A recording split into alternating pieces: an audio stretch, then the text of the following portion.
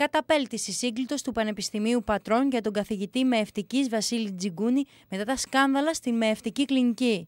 Η σύγκλιτος του Ανώτατου Εκπαιδευτικού Ιδρύματος με ψήφους 21 υπέρ, 5 λευκές και 1 αποχή αποφάσισε να θέσει σε διαθεσιμότητα τον καθηγητή.